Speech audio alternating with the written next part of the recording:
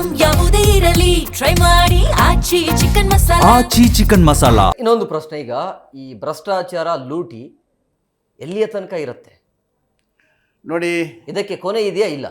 ನೋಡಿ, ಈಗ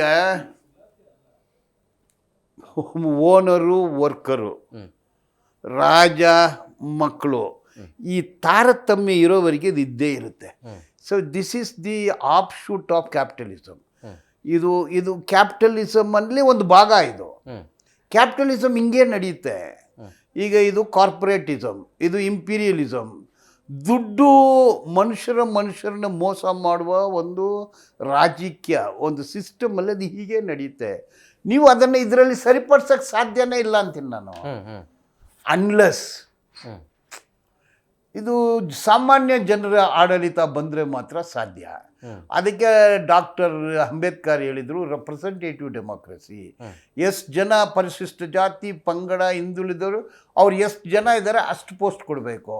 ದಲಿತರು 19%, ಎಲ್ಲದರಲ್ಲಿ 19%, ಬ್ಯಾಕ್ವರ್ಡ್ 42%, ಎಲ್ಲದರಲ್ಲಿ.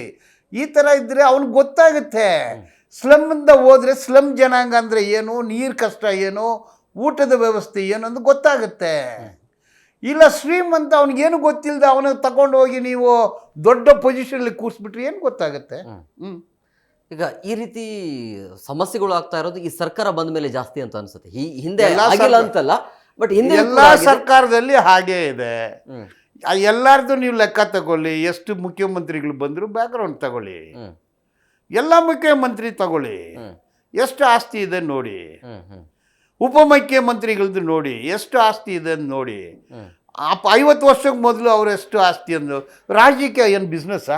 50,000 ಕೋಟಿ, 1,00,000 ಕೋಟಿ ಎಲ್ಲಿಂದ ಬರುತ್ತೆ? ಸಿಂಗಪೂರಲ್ಲಿ ಮನೆ, ಡೆಲ್ಲಿನಲ್ಲಿ ಮನೆ, ಬಾಂಬೆಯಲ್ಲಿ ಮನೆ, ಇಂಗ್ಲೆಂಡಲ್ಲಿ ಬಿಸ್ನೆಸ್ಸು, ಎಲ್ಲಿಂದ ಬರುತ್ತೆ ಇದು? ರಾಜಕೀಯದಲ್ಲಿ ಏನು ತಿಂಗಳಿಗೆ ಒಂದು ಮುಖ್ಯಮಂತ್ರಿಗೆ ಎಷ್ಟು ಕೊಡ್ತಾರೆ? ಎಷ್ಟು ಸರ್ ಕೊಡ್ತಾರೆ? 2 ಲಕ್ಷ ಕೊಡ್ತಾರೆ. 2 ಲಕ್ಷ ಕೋಟಿ ಎಲ್ಲಿಂದ ಬರುತ್ತೆ?